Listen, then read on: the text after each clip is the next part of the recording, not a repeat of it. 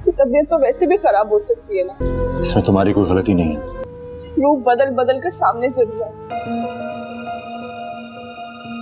पलट कर वार भी करती है। नहीं, मैं तो बहुत ज्यादा मिस करता हूँ बल्कि। आप खुद को और मुझसे जुदा नहीं कर, सिर्फ मेरे। आपके बगैर दिल ही नहीं लगता।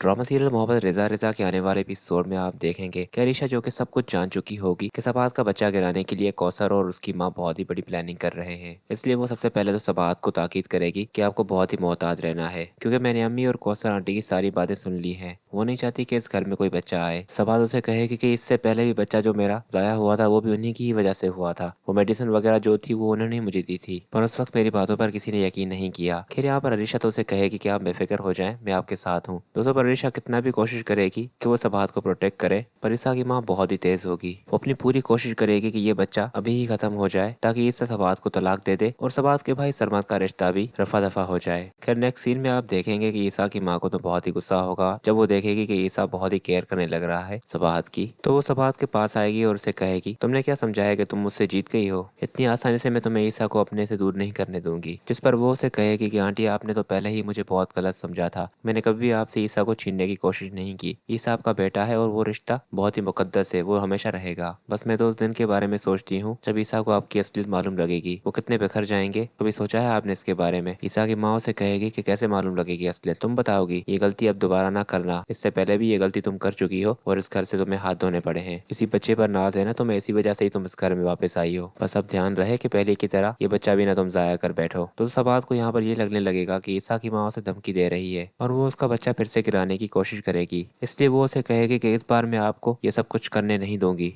और फिर वो दोनों बात कर रहे होंगे तो सामने ईसा आ जाएगा। तो ईसा की माँ यहाँ पर ड्रामे करने लग जाएगी कि देखो बेटा, तुम्हारी बीवी को तो यही लग रहा है कि मैं इसका दूसरा बच्चा मारने के लिए प्लानिंग कर रही हूँ। अब तुम खुद ही सोचो, इतना सब करने के बाद भी मैंने इसे माफ किया है क्योंकि इस घर में खुशी आ रही है, पर यह है कि अभी भी ये मुझसे नफरत करती है। और फिर दोस्तों ईसा अपनी अम्मी को कहेगा कि मैं सबा से बात करता हूँ, आप प्लीज जाइए और आराम करिए। और फिर दोस्तों ईसा सबात को कहेगा कि अम्मी के साथ तुम्हारा जो कुछ भी मसला है वो अच्छी तरह से बैठकर एक दफा सॉर्ट आउट कर लो। मैं नहीं चाहता कि इस सब का असर हमारे बच्चे पर पड़े। जिस पर वो उसे कहेगी कि बस मुझे डर है कि वो मेरे बच्चे को नुकसान ना पहुंचाएं। ईसा उसे कहेगा कि वो ऐसा क्यों करेंगी, तुम परेशान मत हो, ऐसा कुछ भी नहीं होगा।